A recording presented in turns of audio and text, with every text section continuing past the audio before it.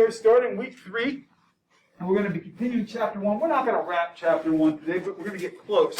Because a lot of the stuff we're going to be talking about is what they refer to as prescient. That means it's relevant to what we're going through right now. If you have not got your LinkedIn or environments of business assignments in, please submit them. I'm being really easy. I'm not doing late points yet, but get them into me so I can start grading them and giving you feedback on your LinkedIn. Now, this is the last call. If you went to the involvement fair, make sure to submit your selfie so I can give you 2 bonus points on our first test. And we're going to be moving a little more quickly today. I do, however, want to take a second to get your feedback. We did our second online Friday on Friday rather, and I would like you to tell me anonymously, should we continue doing online Fridays, or would you rather be in the classroom? What are your thoughts? If I can have you guys go to pollev.com/KentTonkin063 and let me know your thoughts.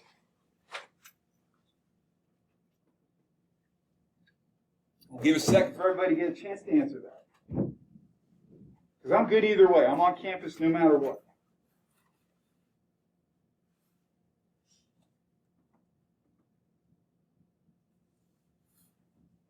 So far, it looks like we have a pretty lopsided election here. I think everybody is more or less enjoying the online Fridays. Everybody had a chance to vote.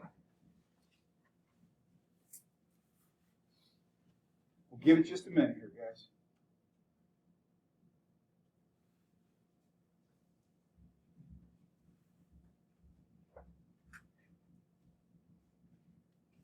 Just save a second to vote. We're just voting to make sure we want to maintain online Fridays. A couple of folks are playing around with answer B yet. That's okay.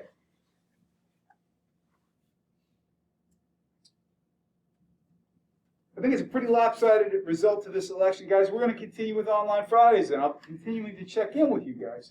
The one thing I am going to ask, guys, we did have on online Friday, the one group when it came to a discussion really didn't seem to be all that present. Guys, I'm asking you from now on, please make sure your microphones are working, make sure your cameras are working, and if we break out into groups, make sure we're ready to talk when we come back in. I want to make sure we're giving you a good experience even though we're going to be online. But guys, we left off, this is just a check-in where we were. We talked about the differences between economic systems and what macro versus micro is. What's the difference between macroeconomics and microeconomics? Yes, sir. Macro is like the whole nation, like the study of how they run their businesses and economy, and then microeconomics is like a specific field of that market. Exactly right. If you're going for micro, you're going for the state. Macro is the country. Guys, what are the major economic systems? There's 3 of them. What are they? Yes, sir. Socialism, capitalism, Give you a hint. I was going to say the color red, communism. So in terms of capitalism is growing, we know communism is also declining. Why is that? Why is communism on the decline, guys? Just a review. Why is communism on the decline? Yes. the economy isn't succeeding as well. Because the free market tends to be more successful because it's based on supply and demand. Let's hear, we're going to do it by sections of the room. For this section of the room today, in a communist economy, who determines how much of a product or service we're making? Yes, sir. Government determines it, so they can make too much or too little. And the difference between macroeconomics and micro we cover. You guys are on it. The next part of class, we're going to be talking about business cycles. Right now, a lot of people believe the country is on its way out of a what? We're in a recession or a depression, depending who you talk to. But that's not universal, guys. We're going to talk about why different people are suffering at different levels. We're going to talk about how the economy expands and contracts. It's a natural cycle. We all get really nervous when the economy is in a recession, like it's the end of the world. It's just part of the cycle, guys. Now, in terms of unemployment, we're going to be talking about what unemployment actually means and what the unemployment rate actually means and why it can be a little misleading. We're also going to talk about the differences between demand and cost types of inflation. So, buckle up. Guys, the GDP for our country, the gross domestic product, if we were calling GDP by an analogy, we would say that the blood vessels of the United States economy carry money in them. So the amount of blood moving through our circulatory system is our gross domestic product. So how much money we have moving through. Look at the size of our GDP, man. We got almost a $21 trillion GDP. Here's the trick, though. China's catching up very quick. They're currently the #2 economy in the world. They leapfrogged Japan about 5 years ago, so they're growing very quickly. Now, everybody right now is in the same state we're in terms of trying to get their economy restarted because we're all dealing with output issues from the coronavirus. Now, we've got a couple of phases that go in any economic cycle. Again, this is natural. It happens. It's not something to freak out about. It's not something to ignore. You want to be prepared for it. But we have an economic boom. The best examples of economic booms I can think of, if you went to the 1990s in the United States, everybody started getting something in their home that they hadn't had before. What was it? You got it. Home internet. So the tech boom started right around 1995. And then that went up till we had essentially a recession. And that was because the optimism over the initial tech boom fizzled out. The big plans that we had laid did not come to pass. And we ended up in a recession. What that means is for 2 quarters of the year, your GDP is either staying stagnant or reversing. That's a recession. Then you get into what's called a depression. And that means if you get past like 3 quarters, it never seems to end. It is a depression. What's the biggest depression the United States was ever in? Great Depression. Great Depression. Very good. By the way, does anybody know what was the unemployment rate at the height of the Great Depression? Wasn't quite that bad, but it was bad. Like right now, who said 30? Yeah, it's close. What were you going to say? It was depending who you talk to, between 25 and 30%. You guys are really close. So we're talking literally 1 in 4 people who wanted a job couldn't find it. And so that depression, here's the other thing too, depressions are depressing. If you had a job in the Great Depression, if you were lucky enough to have a job, are you going to go out and spend money like crazy? Why is that? You're hanging on saying, how much longer am I going to have a job? By the way, that's what's happening right now, guys. If we look back, we're going to talk in a little bit how not everybody is in the same recession right now. We're going to talk about that based on incomes and types of jobs. Right now, most people would say, for most people in the United States, we're on our recovery. Our job numbers, generally speaking, are looking better. More businesses are going back to work. We've got a ways to go, but we're in a recovery phase right now. So, if you've ever heard of a double dip recession, raise your hand if you've ever heard of it.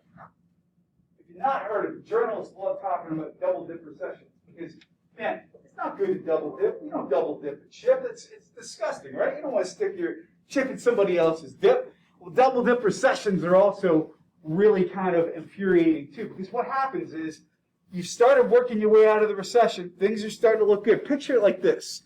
You're in the bottom of a deep, dark hole, and it's slippery. You start climbing out, and you can see daylight. And the moment you go for that last handhold, you fall and you slide back in. That's discouraging, right? It's the same deal with a double dip recession. So it means you've got a short recovery, you almost feel you're out, and then you go back into recession. So 2 quarters of reduction in GDP, followed by a short recovery, followed by another recession. That's a double dip recession. You'll hear it on places like CNBC and Bloomberg all the time. So are we in a recession or not? We can argue that point. I think that the answer is yes and no, personally. What do you guys think? Are we still in a recession or are we on our way out? Yes, sir. We're going to be in a recession for a long time. Tell me more. Well, I mean, with the amount of debt that we're in and how, our economy is at the top of what it's been for a while, and we're still not able to pay off all of our debts, and we still owe trillions of dollars to different countries and how much debt we have, especially like China's big one. We definitely owe a lot of people a lot of money right now. So, anybody else have an opinion? We in a recession or not? What are your thoughts? It's okay. Yes. I think we are. And I don't know how much longer we're going to be in one because of the unsurety of the coronavirus. Because you never know until we have like for sure either vaccine that's safe or like a safe way to live life completely normal. Then we're not going to be able to get our economy back to what it was. Isn't it crazy when we say the word normal? It's like, what does that even mean anymore? Let's set up a reality here, though, guys. On this side of the room, you guys here are all white-collar workers. You're data workers. You work on computers. You had a little disruption back in March, but most of you are back to work. You guys over here all work for the service sector. You work for restaurants. You work for car dealerships. You work for places that actually serve people. Who right now is in a better spot? You guys are in a better spot. So largely, the jobs that were lost March to about May of this year for these guys, they've gotten new jobs. They've adapted. Their incomes really haven't been that interrupted. You guys over here are facing the idea now that your unemployment just stopped. Without your unemployment, what's going to happen to you guys? We're not going to have any money. What's going to be the place that you're going to feel it next? What do you need more than anything else to live besides food? You need shelter. We're going to see a housing bust where people are going to get evicted because they can't pay their rent. So you guys, for some people, this is like doomsday. And you've got some people over here who it's not so bad. In fact, you guys actually have been increasing your savings. Why is that? As I heard a kid put it online, everything is closed and the only thing there is to do is nothing. So these guys over here, other than maybe starting a new hobby or learning how to bake or buying a guitar, they're banking all their money. Things are actually pretty good for them financially. In fact, a lot of people in the United States in the white-collar sector actually have bigger savings accounts now than they did in March. So it's unequal. And what we've got is an undercurrent where a lot of people are hurting and an overcurrent where a lot of people are not. How could this be problematic in the long run? What is it exacerbating? What's it making worse? Exactly. So we got higher disparity in economic power. We call that the income divide or the income gap. And all of a sudden, these guys are all sending their kids to college and good schools. These guys over here are just trying to keep a roof over their heads. So it's going to be something that's going to be a challenge for us for the foreseeable future. So guys, what's inflation in all this? If you had to describe inflation in your own words, what is it? What's inflation, guys? You see Pennywise with his red balloon inflating, but what's inflation? It's not necessarily good or bad, it just is. What is it? It's like the ratio of how high a price goes is. It ties into all that stuff, and actually you nailed it in the first part of your sentence. It's just the increase of prices over time. Things go up in price for lots of reasons. What's one reason that prices go up? Supply and demand, for sure. If I got a high demand product, I can raise the price on it. Is there another reason that the prices go up? What makes prices go up? Let's say, for example, all of us together, we have a car company. Yes. Well, I was going to say, pandemic. Global pandemic, again, supply and demand, it factors in, and it's more expensive to get things done. For example, one of the things, we see it right here. My job has changed in the fact that, for example, at the end of a class, I no longer can do a full 50-minute class because I need to put some time into cleaning up the classroom. Well, let's say if you're making goods or services, and you've already got these additional things you have to do now, well, that also increases time and cost. If you want trucks to have more features, we want trucks to have touch screens from Ford, Chevy, and Fiat Chrysler, we have to pay for more supplies, which drives the price up, which also drives the cost of labor up because we have to hire more expensive people. So the prices go up. When wages rise, the cost of products rise as well. So it's amazing when you look back. Does anybody, by the way, who are my car guys in here? People like cars? Anybody know, back in 1968, 1969, classic era of the first generation Mustang, what did a new Mustang cost in the United States? How much? Not far off, about $2,500. What's a new Mustang cost now with any kind of options if you want the V8 in the manual? You're starting at 30 and you're topping out 60 or 70. So, but if you look at the pace of wages, again, people made a lot less money back then too. The minimum wage was far lower than it is now. That is all inflation, guys. So if we have inflation, technically speaking, if we don't have enough inflation, it can look like our economy is stagnating too. Why aren't wages going up? Wages should be going up, which drive prices, or vice versa. So if we don't have enough inflation, that can also indicate that our country is not doing well. But here's the things that have to do with inflation. If your inflation rate is slowing, some people may say, hey, that's great, the price of food is not going up as quickly as it was. Well, that's okay, but if your wages aren't rising too, it can all even out. Deflation means prices are going down. Prices can go down for lots of reasons. What's a reason in the market that prices might go down? It's this side of the room today. Yes?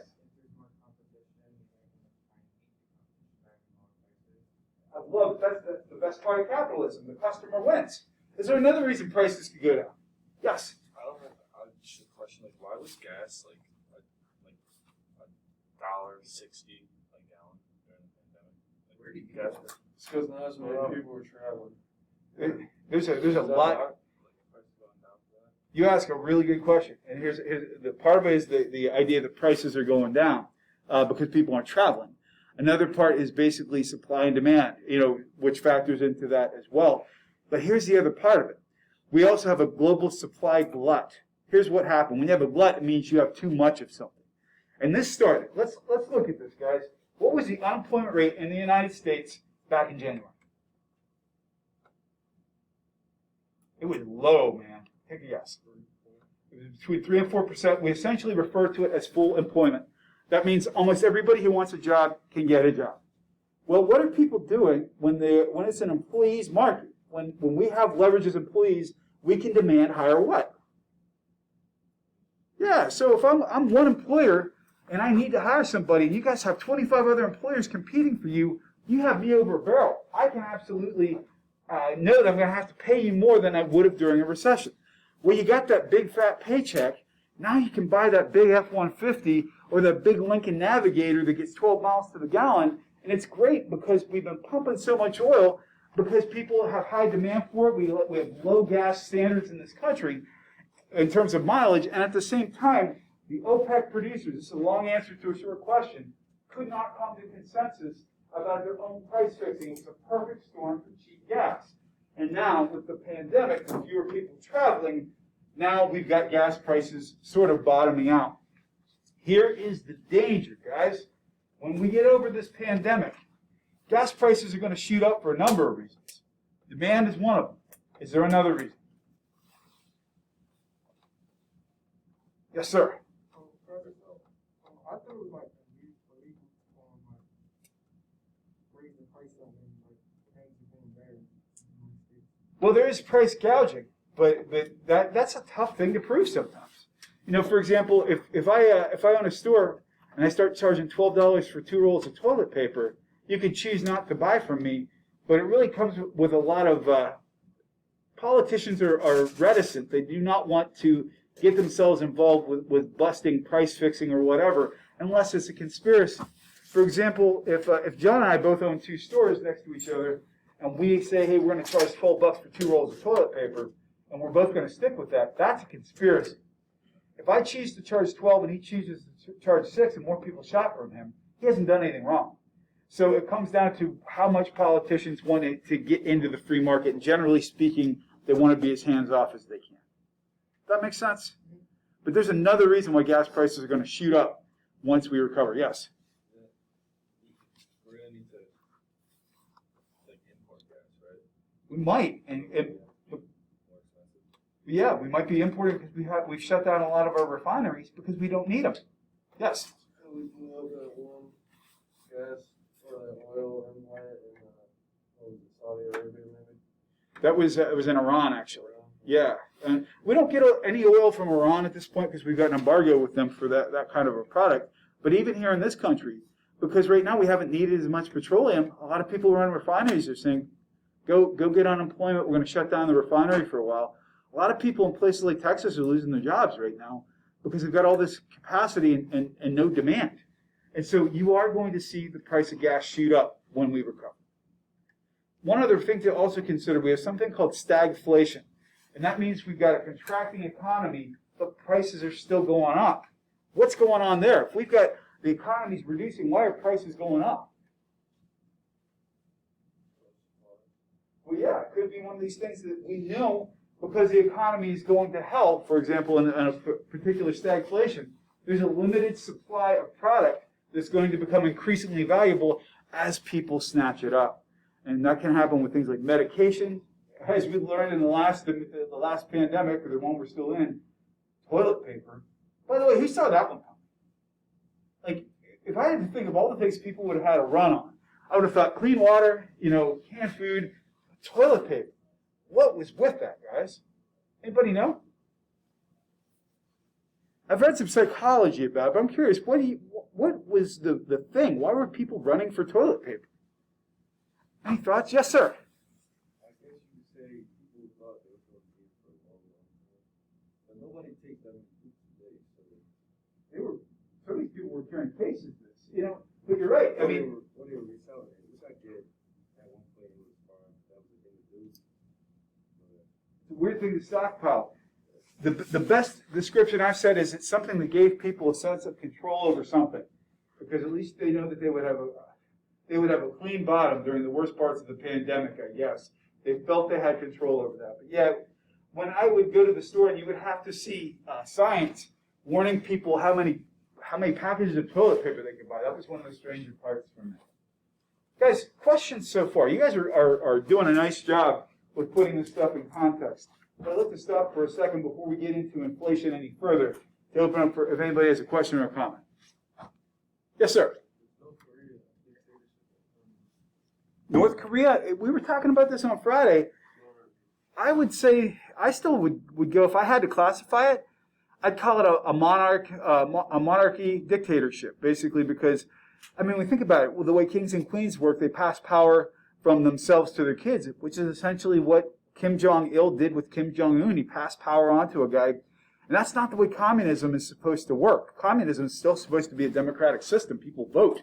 And in this case, the vote was largely ceremonial in most elections. And in that case, there was an election. They just handed off power from father to son. I think it's a monarchy. And it's crazy. You guys ever see pictures of Kim Jong-il, the original Kim Jong? His dad, he used to wear these jumpsuits. I mean, he looked like an honest to God supervillain. Like this guy should be synthesizing kryptonite to go after Superman or something. Terrible. And all right, I probably shouldn't ask this question. I'm going to ask it anyway. How many of you have ever seen Team America World Police? Yeah, that's a ridiculously funny movie. See, did you enjoy it? Yeah, It's just something you should not watch in mixed company. So, but I digress. All right, it's Monday morning, guys. It's Monday morning in Loretto. Guys, we got two kinds of inflation. We got cost push, and we've got demand pull. And that means, for example, cost push means my cost of supplies is going up, my cost of labor is going up, and I got to pass them on to the consumer. Demand pull means I've got people who want my product, and I've got very few products. So an example for cost push, the idea being, what are our electric cars powered by? It's the same thing as your phones, which is what? That stuff from Africa. Cobalt. Yeah. Yep, absolutely right. There's a finite amount of that stuff in the world, which means if you want cobalt batteries, you're competing with other manufacturers to get it. You're going to pay a premium for it. So it's funny because actually the supply and demand factors into cost push as well. But demand pull would be, for example, if a new pair of Jordans comes out, there's only a few hundred pairs being made, everybody wants them, you're going to be paying more for them because of demand pull. With me so far, guys? Okay. Move on. We're going to talk a little bit about unemployment, guys. There's a couple different kinds of unemployment. Now, we got what we refer to as frictional unemployment. If you've ever felt friction with another person, what does that mean? Tension. You're not getting along. Frictional unemployment means, I don't like this place, I'm leaving. Frictional unemployment is actually, if we had high degrees of frictional unemployment, it's a good sign for the economy. Why is that? If people are saying, to heck with this place, I'm going for another job, why is it a good thing? Yes. Because they're like quitting instead of like going to find new jobs rather than like being fired and like losing jobs that they can. And they believe they can get another job. So if, for example, we're in a really bad recession, people hang on to their jobs like they're hanging off a ledge with white knuckles saying, please God, don't let me fall. If it's a good economy, they leave because they can find other work. Structural means the company itself is restructuring, you're out of here, you've got to go, or, for example, you just haven't done a good job, we don't need you anymore. That's structural. Cyclical could mean we hired too many people. We hired too many people and the market is correcting itself. For example, we get to the end of the dot-com boom of the late 90s and all these internet companies went out of business. It was cyclical, for example, that a lot of people lost their jobs. And then we get into seasonal. We're going into the biggest traditional season of hiring of the year. And what season is that? Christmas, the holiday shopping season. And I think it's going to be a sad holiday shopping season for a lot of brick and mortar this year because a lot of people aren't going to want to go shopping. But it's typically one of the biggest hiring seasons of the year. For you guys in particular, when you go home, a lot of you work in retail in your home areas. I think it is going to be a rough season. If you guys had to make a guess, what do you think is a retailer that is not going to survive the year? I can't believe they're still around as it is. I mean, they're on life support as is. So we got Sears. Who else? I'll give you a hint. Your grandparents probably love shopping there. Barnes & Noble, how are they still around too? You know, it's like, although I will say, I bought something from Barnes & Noble a couple weeks ago because I couldn't find it anywhere else. I was really surprised. J.C. Penney, isn't that like the store of your grandparents? Boscov's, yeah, and they're a privately held company too. So we got Boscov's, the Bon-Ton, you pick it. Pier 1 Imports, how are they still around? A lot of these retailers are going to go the way of the dinosaur after Christmas. They are banking on, hopefully, surviving past the holiday season. But it doesn't look good for a lot of these folks. Guys, the unemployment rate is not a straightforward number. And here's why. Does anybody know how the unemployment rate is calculated? Yes, ma'am. Isn't it like they don't count personal unemployment, they don't count the other ones? That's And you part have of to it. be like looking for a job, you can't not be looking for a job. Exactly right. So what happens, let's say, for example, in the recession of 2008. 2008 was bad. Let's say in 2008, I lost my job, and I tried for a couple of years to get a job. And finally, I'm just like, you know what? Screw it. I'm going to let my wife work for a living.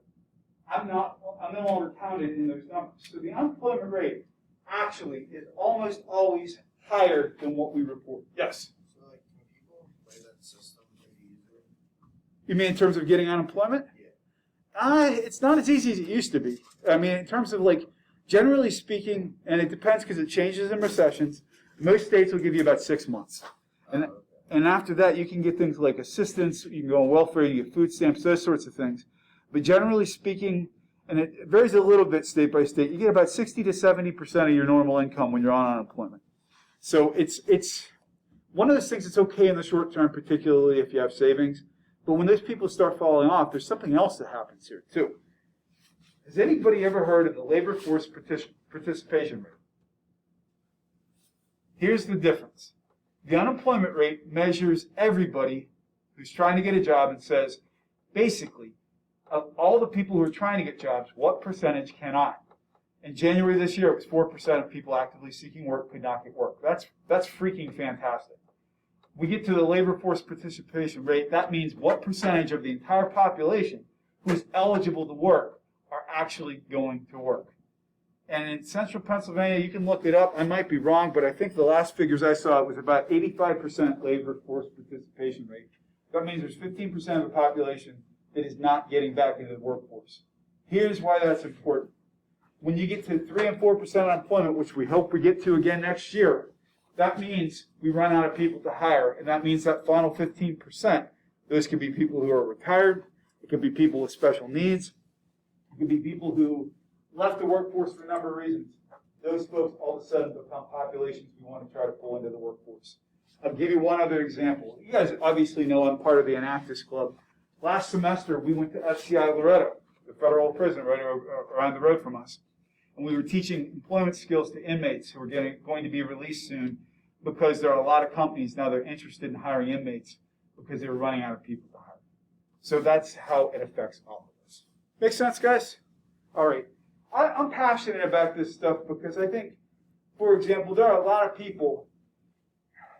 I'll sound like I'm on a soapbox here. But I think most people ultimately want to have something that makes them feel good about themselves. And I think when we work or have a career, it gives us purpose. There are people who have left the workforce, for example, and have never found a way back in. In addition to the fact that they are having to rely on government assistance or other things, it's not doing them any good as people either. So I think getting people back into the workforce is a very humane thing to do. And here's one of the other tricks, guys. Right now, it is one of the very few things in government that Republicans and Democrats agree on, is that we want to get people out of jail and back into the workforce. Why is that something everybody can agree on? Why is that something that crosses political lines? Yeah. Well, it reduces taxes on everyone because the less earnings they have, the less federal funding they need. That's exactly right. So we're talking about the financial reality, and we're also talking about the human crisis, which is, do we want people rotting away in prisons who maybe are in there for nonviolent crimes, for example? So that's a social justice issue. That's as much as I'll get on my soapbox. But I think people who have a reason to live and a reason to earn and a reason to feel good about themselves can become really great parts of society. And people who have been incarcerated can be rehabilitated if we do it right. So we talked about, for example, unemployment. We talked about the business cycle and the differences between these kinds of inflation. The next thing we're going to be talking about is monetary policy. What am I talking about? I'm talking about how we control how much money is in circulation. We're also going to be talking about the national debt. Guys, I love talking about the national debt because you guys need to know about it. Well, fiscal policy is pretty straightforward. We're going to decide if we're going to raise taxes or lower taxes. That's really what fiscal policy means. Fiscal policy means, for example, you've got two general ideologies and one in the middle. People who call themselves conservatives generally favor low taxation and low government spending. People who call themselves liberals generally favor higher amounts of taxation and higher services. Most people fall out somewhere in the middle. They either are centrist, or they lean left, or they lean right. And those are things that when we talk about somebody who leans left, for example, they may favor higher taxation. Somebody who leans right may favor lower taxation. Where we get into trouble, and again, we'll talk about this with the national debt, is when we're spending more than we're pulling in revenue. And that's been a problem for us in the United States since around 2001. What started our slide into the debt we're in now? 9/11, the wars that we are fighting. So guys, monetary policy, however, is affecting how much money is in circulation and how people can get it.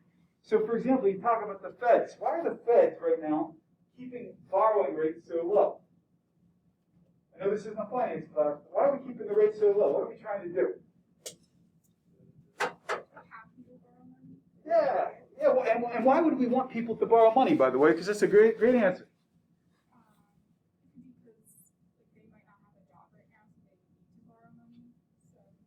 It could be that. It could be that I'm adding an expansion on my house. What else could it be?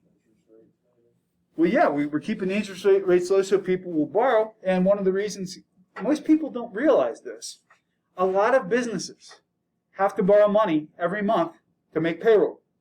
There are certain businesses, for example, that are very seasonal. For example, if you own a lawn care business, what do you generally do in the winter to make money? Yeah, you're going to plow snow. But what happens if you have a dry year for snow? You're in a tough spot. So you might be borrowing money, hoping you have a better spring to pay it back. So that happens sometimes too. So that's why when we get into a recession, one of the other reasons that businesses close is they have a hard time borrowing money. That's why we're keeping interest rates low right now. So right now, there are two general approaches. We have what we refer to as contractionary, and that means we want to keep too much money from being in circulation. We raise interest rates, keep people from borrowing, and what it does is it also reduces inflation. Generally speaking, when more people borrow, more people spend, we have an increase in the price of goods and services. And then expansionary, which is what we're in right now, is trying to increase the amount of money that's in circulation. What this is referred to as trying to buy your way out of a recession. Technically, the principle can be sound. The problem is when you're borrowing money to finance it. That's the real problem. So here's what we got. This will be our last slide for today because I want to spend a minute to talk about this stuff. On any given year, our national deficit is how much we are spending past what we have in the bank. I know I've asked this question before, but if you or I do it, we are living on what? The C word. We're living on credit. And what's the bad part, John, about living on credit? What do you have to pay? If I borrow money from you, what do I have to give you plus the money in return? I got to pay you interest. Exactly right. Our national debt is every year when we rack up this debt, how does it add up? There are those rare times when we have a national surplus. It's a good thing. And we finance our debt by issuing bonds. Bonds are basically borrowing money. Right now, you can see, this is recent as of this year in terms of our lenders. Right now, we owe Japan 1.26 trillion, China 1.07 trillion, the UK, it goes on and on. Ireland is one of our top lenders as well. They lend us money. I'm going to show you something called the debt clock. Wait till you see this, guys. You can actually watch in real time our national debt accrue. So right now, as we're watching it, our national debt, this is even more up to date than what was on my slides, we're at 26,704,240,600-something dollars. And you break this down, check this out. By taxpayer, because we have more citizens, we have taxpayers, because we have younger people and retirees and whatnot. Right now, if each one of us could come up with $214,000 to give the government, we could pay this debt off. How many of you are concerned about this? I'm really concerned about this. And it's one of these things that really bothers me. Here we see, here's our federal tax revenue. That's how much we're pulling into the system per citizen. At this rate, we'll never pay this off.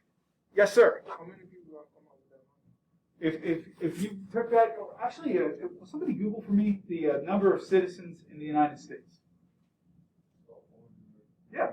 And debt per citizen is $80,000 because not everybody pays taxes, for example, if you're a child or a minor or whatever.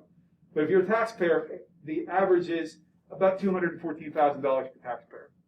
What do you guys think? You guys ready to take $214,000 and give it to the government? Yeah, this is where we got a problem, guys. You have a couple of ways you can solve this. Either you cut spending or increase revenue, or both. Or you cut spending and you cut revenue. The only way to get this solved is basically, it's something we could talk about for a long period of time. I wouldn't stare at this clock too long, it'll just give you a headache.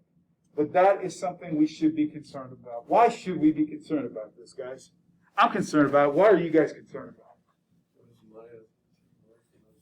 It's taken away from you guys, for sure. It's almost like swiping a credit card, like you don't realize how much you're spending until you go after. I am with you 100%. Do you often pay with cash? I like to, yeah. And why is it so much better sometimes to pay with cash? Because I like to see like what money I have in front of me rather than spending something I might not have. I will do whatever I can not to break a $20 bill, but I don't notice it when I'm buying a $4 cup of coffee at Sheetz. Yeah, absolutely. Guys, that's a good place for us to stop. Hey, guys, thank you. Thank you for being active participants. I can't wait to see you Wednesday. Yes, sir. Can we go back to that slide? Absolutely, I can.